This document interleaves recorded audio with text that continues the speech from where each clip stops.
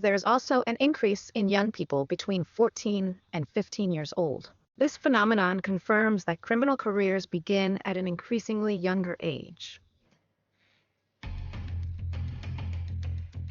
The common pattern of the images is not only violence.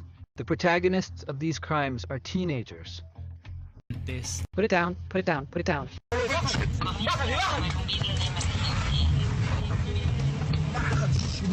And the beginning of 2024 was already marked by that.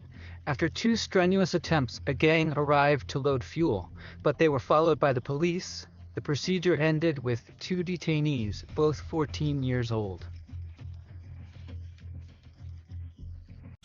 Young and ready for anything. A teenager of the same age was killed by a retired police officer whose vehicle they tried to steal. There has been a significant effort by organized crime to recruit children and young people into criminal gangs. That is part of the dynamic that drug trafficking has in international cartels. This is how they operate, and we have been observing this phenomenon in recent years, and we must put a stop to it. It seems to be a warning, perhaps a sensation, but the figures confirm the phenomenon that is occurring, which affects youth.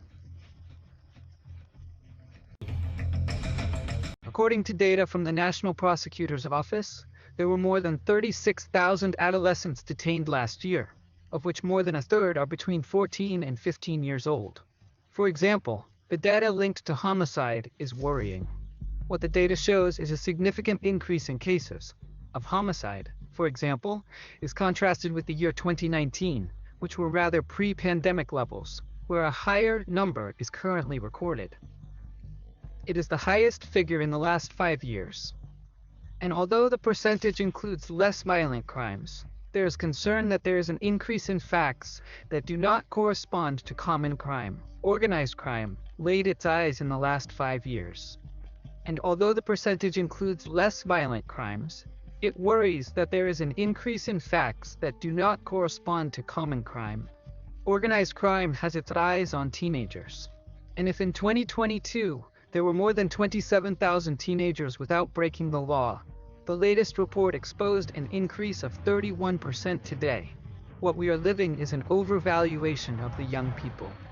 See a way of self-realization, a way of being able to obtain benefits in the short term, and also have an evaluation by the environment in which they are inserted. The accused adolescents are mostly between 16 and 17 years old, but the range from 14 to 15 also grew, and that is without considering children who are not responsible before the law. The factors behind this phenomenon are multiple: school dropouts, family absence, and personality problems that, in the face of a negative environment, are highly influential. There is a crisis, especially in vulnerable childhood, that is catastrophic. Today, it increases significantly more than 20% in the literacy profile of 14-15-year-olds. They progressively approach the line of non-imputability, and when they reach non-imputability, the children are basically invisible to the system. Because there is no monitoring of those children, and they are also handed over to their families.